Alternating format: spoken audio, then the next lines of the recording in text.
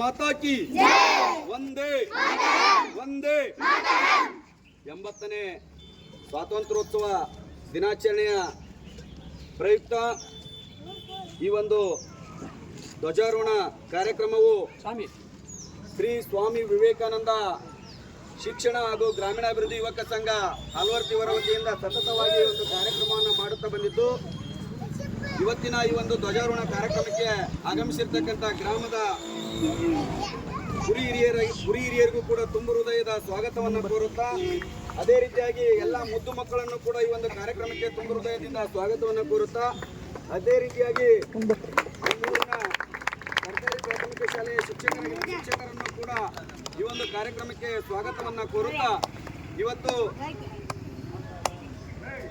80ನೇ ಸ್ವಾತಂತ್ರ್ಯೋತ್ಸವ ದಿನಾಚರಣೆ ಅಂತಂದ್ರೆ ನಾವು ಮೊಟ್ಟ ಮೊದಲನೇದಾಗಿ ಪ್ರತಿ ವರ್ಷ ಮಾತಾಡಿದ್ದನಾಗೈತಿ, ಎಲ್ಲರಿಗೂ ಗೊತ್ತಿದ್ದನೇ ಇದೆ. ಆದ್ರೆ ಮುದ್ದು ಮಕ್ಕಳಿಗೆ ಗೊತ್ತಿರಲ್ಲ. ಇವತ್ತು 1947ಕ್ಕಿಂತ ಮುಂಚೆ ಸರಿಸುಮಾರು 200-300 ವರ್ಷಗಳ ಕಾಲ ಭಾರತ ದೇಶವನ್ನ ಬ್ರಿಟಿಷರು ಆಳ್ವಿಕೆಯನ್ನ ಮಾಡ್ತಾ ಇದ್ರು. ಬ್ರಿಟಿಷರು ಹೇಳಿದಂತೆ ನಮ್ಮ ಇಲ್ಲಿರ್ತಕ್ಕಂಥ ಭಾರತ ದೇಶದ ನಾಗರಿಕರೆಲ್ಲರೂ ಕೇಳುವಂತ ಪರಿಸ್ಥಿತಿ ಇತ್ತು.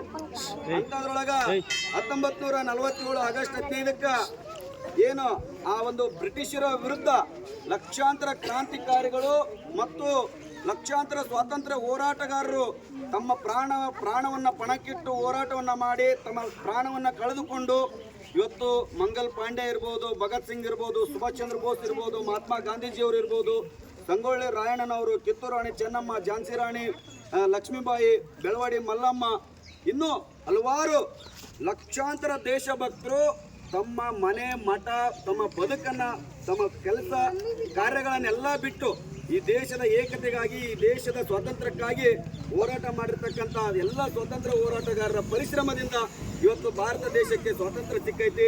1947 ಆಗಸ್ಟ್ 15ರಂದು ಭಾರತಕ್ಕೆ ಸ್ವಾತಂತ್ರ್ಯ ಸಿಕ್ಕಿರುವ ಪ್ರಯುಕ್ತವಾಗಿ ಇವತ್ತು ಇಡೀ ದೇಶಾದ್ಯಂತ ಒಂದು ಸಂಭ್ರಮ ಸಡಗರದಿಂದ ಇವತ್ತು ಈ ಒಂದು ಸ್ವಾತಂತ್ರ್ಯೋತ್ಸವ ದಿನಾಚರಣೆಯನ್ನು ನಾವು ಆಚರಣೆಯನ್ನು ಮಾಡ್ತಾ ಇದ್ವಿ.